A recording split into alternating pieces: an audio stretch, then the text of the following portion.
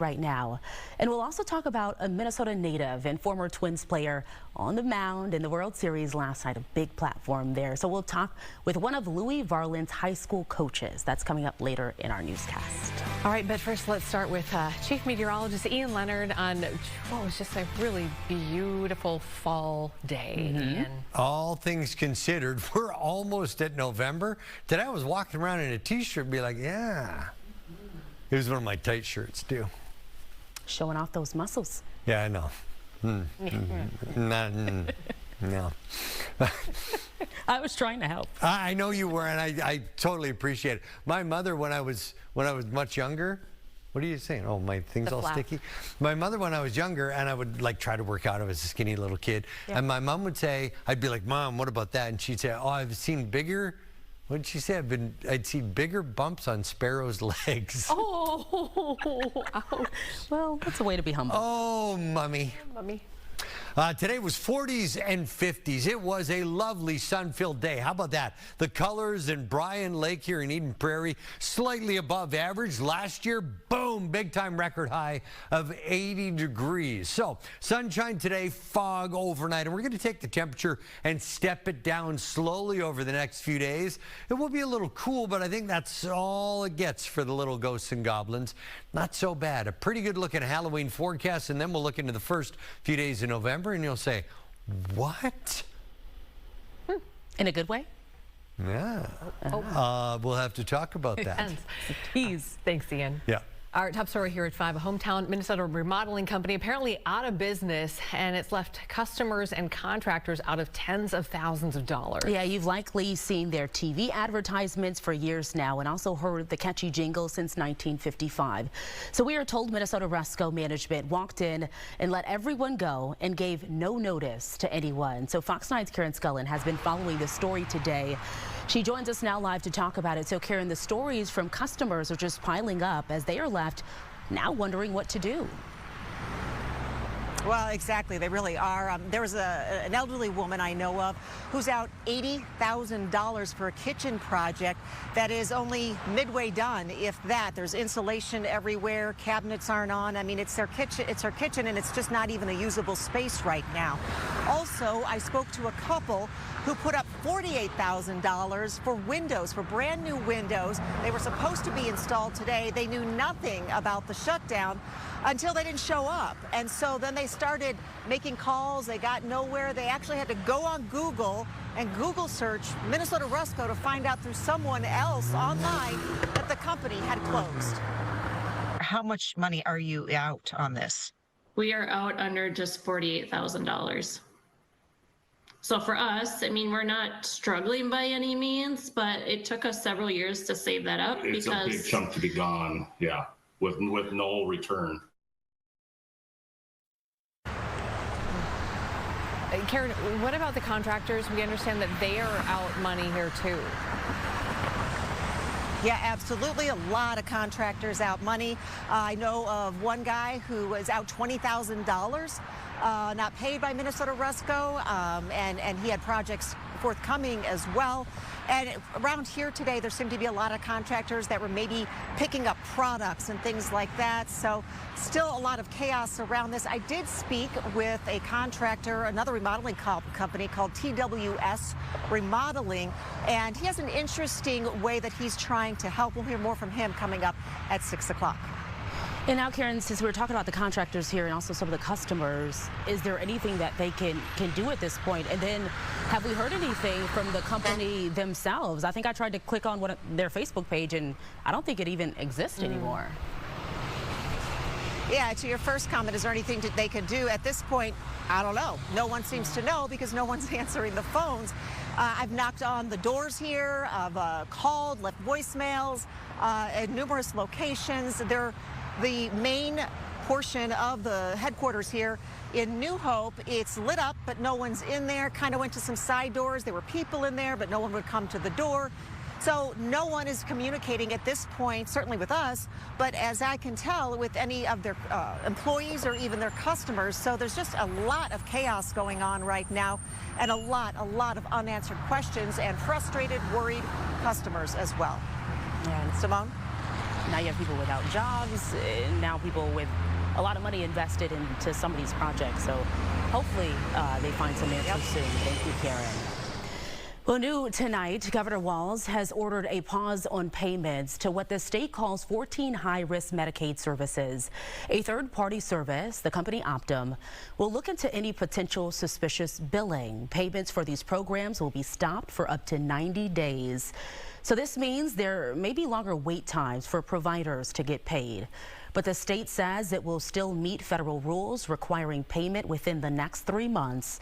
This move comes as the state has faced several major fraud scandals, including the Feeding Our Future case.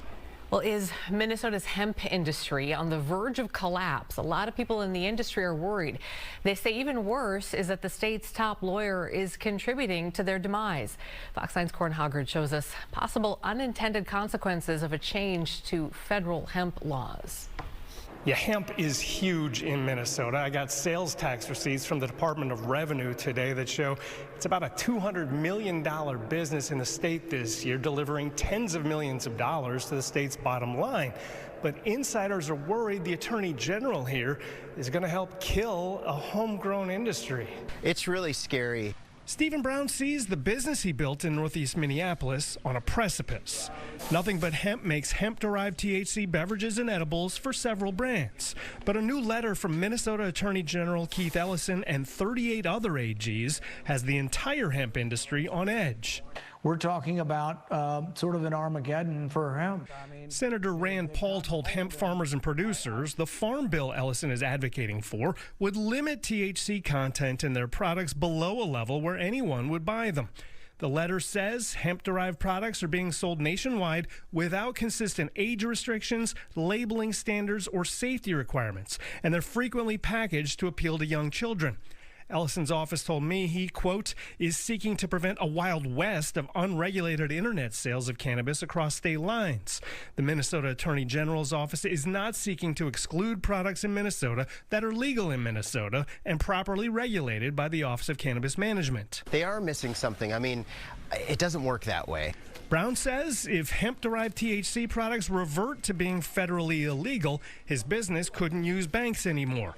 His products couldn't be sold in liquor stores, and breweries wouldn't be allowed to make the beverages. 95% of our products would be gone. We would have to reformulate, and I don't even think there's the type of hemp plants out there that can grow to the specs that they're asking for. So we wouldn't have an industry left. Senator Paul is asking his colleagues in Congress to delay any changes for 18 months and study the best ways to regulate the industry. At the Capitol, Corin Hoggard, Fox 9. Authorities are asking the public for help after a sexual assault in Vandais Heights last night. The Ramsey County Sheriff's Office says the assault happened on Centerville Road, just south of the Highway 96 and 35E interchange, just before 8 p.m. And according to the Sheriff's Office, a woman was walking on the sidewalk when a man came up behind her, forced her off the sidewalk, and then assaulted her. After the attack, she got help at a nearby home and was rushed to the hospital. The suspect is described as a white male with brown curly hair and a muscular build, in his mid-20s and also about 6 feet tall. He was wearing a black jacket and black pants. So if you know who this suspect is, or maybe you have some video or other evidence that can help investigators, you should reach out to the Ramsey County Sheriff's Office right away.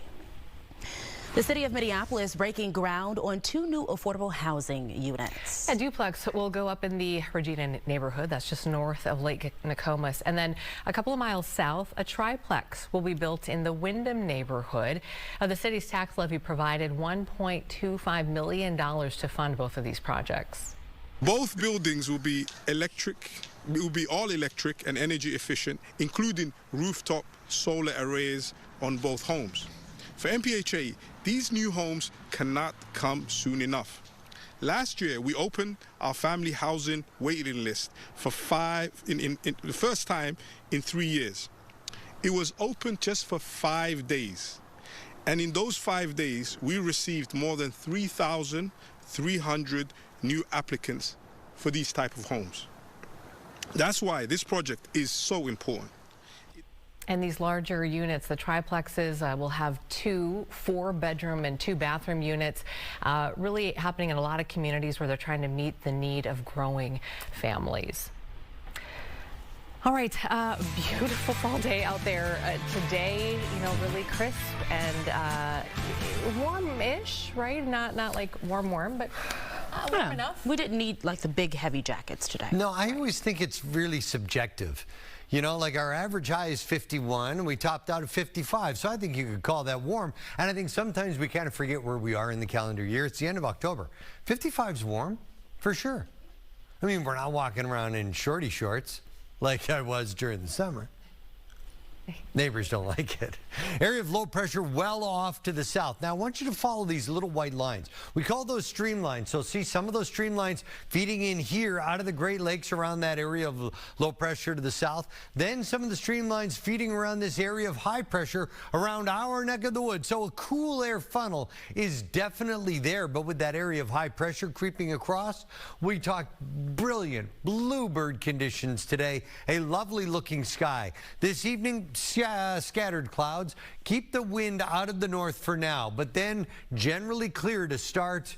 A breeze that drops down to very calm, and we set almost a perfect recipe together for patchy area fog on a very quiet weather night. But you think about where we were today. High temperatures in the mid-50s from the metro down toward Red Wing and Faribault. 45 in Brainerd, 48 in Bemidji. It's the end of October with brilliant sunshine. I will take this every single day. Although we're going to cool things slightly as we head toward Halloween. But next week is November, and the first 4 days of November,